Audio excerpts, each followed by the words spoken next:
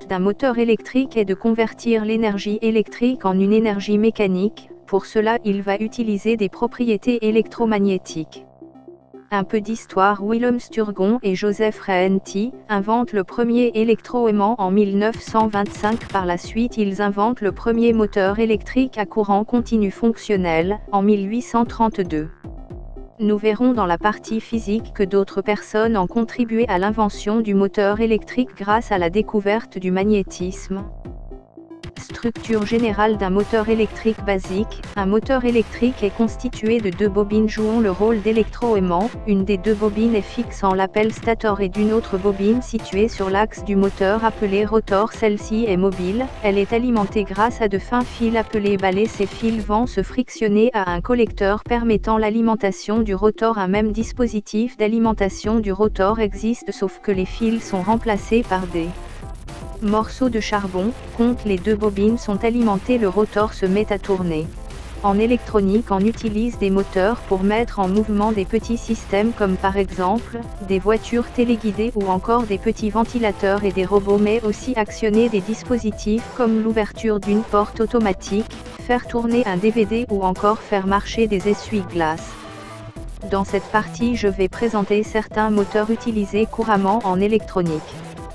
Les moteurs à courant continu. Ces moteurs sont utilisés un peu partout. Leur fonctionnement est le même que celui que j'ai pu décrire au début. Ils sont constitués d'un rotor et d'un stator permettant de mettre en mouvement l'axe du moteur. Le motoréducteur est un dispositif moteur constitué d'un moteur magnétique et d'un système mécanique de rouage. Celui-ci permet de diminuer la vitesse de rotation en sortie du dispositif. Pour cela, un rapport de réduction est pris en compte qui met en relation la vitesse d'entrée sur la vitesse de sortie. Le rapport R est exprimé en pourcent. Ces moteurs sont caractérisés par leur bruit et leur axe plus dur à faire tourner à la main.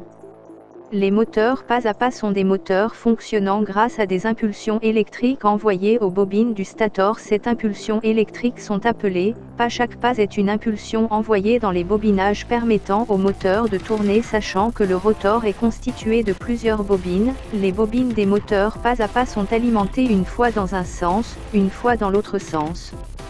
Les moteurs pas à pas bipolaires en deux phases, on dit qu'ils sont biphasés quand deux bobines sont alimentées en même temps. Il existe aussi les moteurs unipolaires à quatre phases, comme leur nom l'indique, ils sont alimentés toujours dans le même sens. Dans la catégorie des moteurs pas à pas, on trouve les moteurs à aimant permanent. Ce moteur est constitué d'un aimant au rotor et de bobines au stator. Ces bobines sont alimentées chronologiquement. Leur caractéristique est de 8 par 2 phases du type bipolaire constituées de 4 fils. Il existe aussi les moteurs pas à réluctance variable, MRV.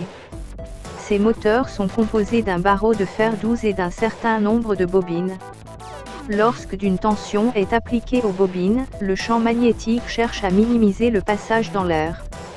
Ainsi l'entrefer, c'est l'espacement entre la bobine du stator et l'aimant du rotor, entre la bobine et le barreau se réduit. Le barreau s'aligne avec le champ magnétique pour obtenir une réluctance minimale.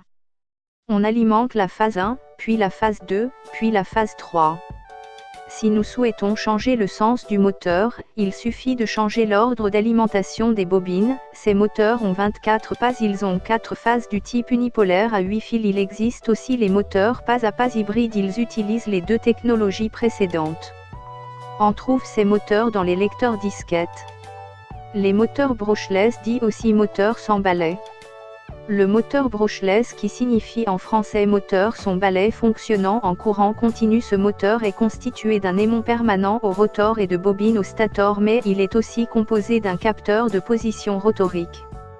L'avantage de ce moteur est l'absence de balai dans un moteur brushless, élimine toute friction sur le rotor et donc le rend plus silencieux, mais aussi diminue l'émission de chaleur et évite la production d'étincelles. Ce moteur a un meilleur rendement et a une faible probabilité de tomber en panne. Ce moteur est souvent utilisé dans les petits ventilateurs d'ordinateur. Le servomoteur.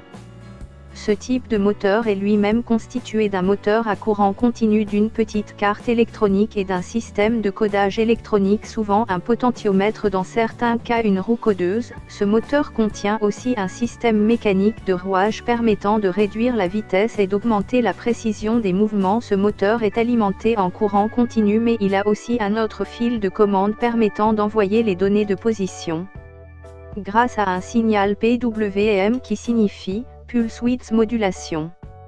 En français MLI, modulation de largeur d'impulsion. Ce signal est de type rectangulaire.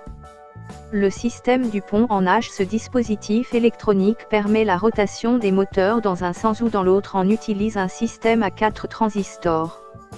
Ces transistors sont clenchés par couple de transistors en mode commutation, dit autrement en mode interrupteur. Par exemple, voir le schéma, les transistors S1 et S4 sont dits passants. Donc le moteur va tourner dans un sens si S2 et S3 deviennent passants. Alors le moteur tourne dans l'autre sens. Ce système est utilisé par exemple dans les voitures téléguidées permettant d'aller en avant ou en arrière. Le moteur universel. Le fonctionnement est le même que dans un moteur à courant continu. La différence est que le rotor est relié en série avec les enroulements des bobines du stator. Cela permet au courant du stator et du rotor soit dans le même sens. Cela influence pas le couple du moteur, le rendant indépendant par rapport au sens de rotation du moteur.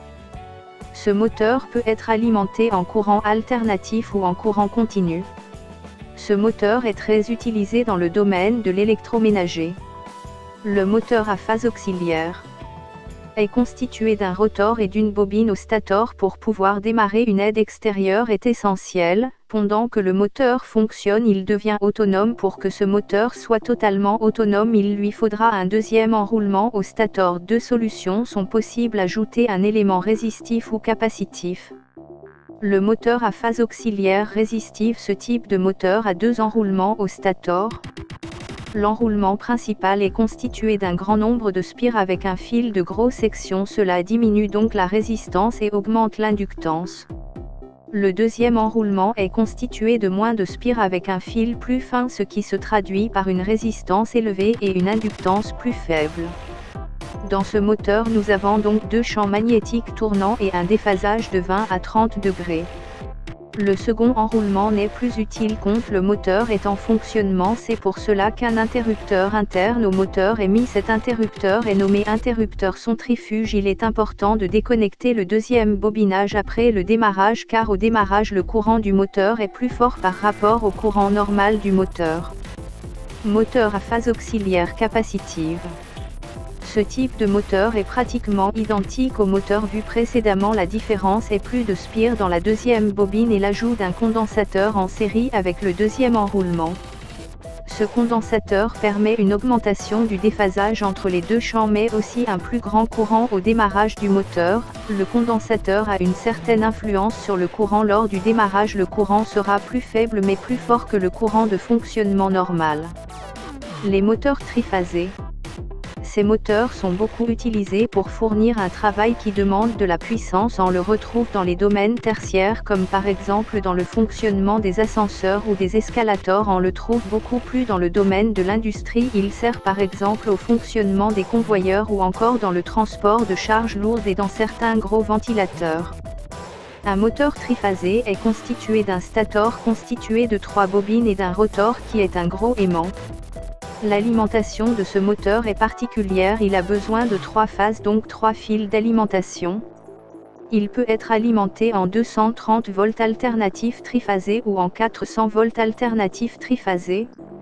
Les bobines ont un angle de phase 120 degrés, sachant que les 3 bobines émettant leur champ magnétique et que les champs magnétiques s'additionnent. 2 montages existent pour relier un moteur triphasé au réseau électrique. Les montages sont en étoile et en triangle. Avec un branchement en étoile, la tension aux bornes de chacune des bobines est d'environ 230 volts. Dans le montage en triangle, chacune des bobines est alimentée avec la tension nominale du réseau, 400 volts. On utilise le montage étoile si un moteur de 230 volts doit être relié sur un réseau 400 volts. Ou pour démarrer un moteur à puissance réduite dans le cas d'une charge avec une forte inertie mécanique. La caractéristique des montages est le comportement du courant en fonction des couplages.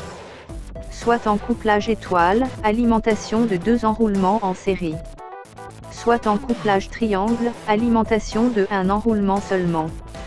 Il existe 2 types de moteurs triphasés, les moteurs dits synchrones et asynchrones. Le rotor des moteurs synchrones se compose d'un aimant ou électroaimant, alors que celui des moteurs asynchrones est constitué d'anneaux, qui forment ce que l'on appelle la cage à écureuil. Dans le cas d'un moteur synchrone, le moteur tourne à la même vitesse que le champ magnétique, le rotor tourne à la vitesse de synchronisme. Dans le cas d'un moteur asynchrone, il y a un décalage entre la vitesse de rotation de l'arbre et le champ magnétique, le rotor tourne moins vite et n'atteint jamais la vitesse de synchronisme. Le montage étoile-triangle permet de diminuer le pic d'intensité lors du démarrage du moteur. L'intensité sur les moteurs est divisée par 3, le moteur consomme moins de courant.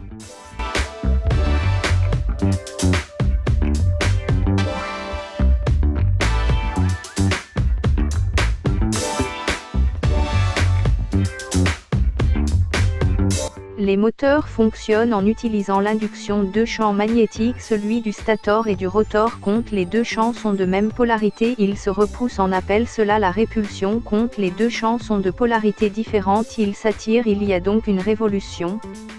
Une bobine alimentée se comporte comme un aimant, on appelle cela un électroaimant. La bobine convertit l'énergie électrique en énergie magnétique.